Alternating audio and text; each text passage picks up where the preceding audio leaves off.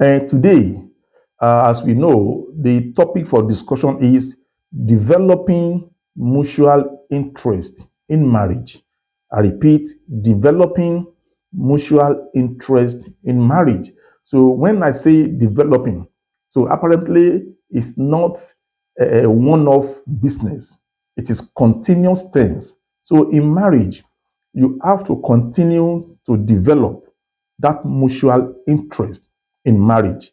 And this message is anchored on two important Bible references. Number one is the book of Philippians, chapter 2, verse 4. Philippians 2, verse 4 says, let each of you look not only, mark that words, look not only to his own interest, but also to the interest of others. That is, in marriage, married couple are not expected to be selfish.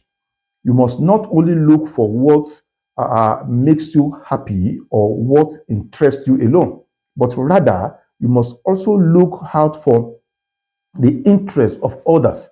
And also, the second Bible verse is taken from the book of Ephesians, chapter 5, verse 29.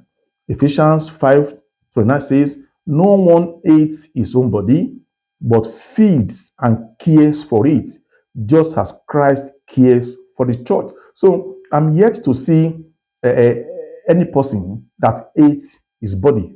Rather, you do a lot of things that want to feed yourself, for you to be healthy, and also to care for yourself. So as much as you can do that for yourself, you feed yourself, you care for yourself. Apparently, your spouse also must be careful, must be fed accordingly. So what we are saying here is this: marriage is not just about personal interest.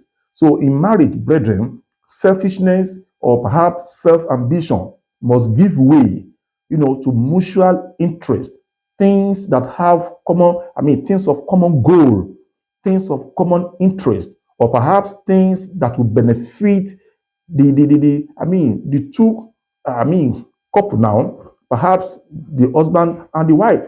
So there should not be any way, maybe once you are okay for yourself, you don't care how your spouse feels or what are his or her emotions. So that is not about marriage. Remember, the Bible says there are no more two, but rather they are one. So once you are in a marriage, you need to kill your self-ambition and allow mutual benefits or mutual interest perhaps to exist. It is only then you can enjoy the marriage. I say interest is stimulated by novelty, but sustained by depth. Diminished interest can feel like diminished love. What does that mean? You see, once that interest in your spouse diminish or perhaps decline or drops, apparently the love will drop. And once that happens, you can be there just as mere roommate. Nothing joins you together. So interest is something you need to crave for always. When you started, emotions were there. But now that you are married, you need to be intentional.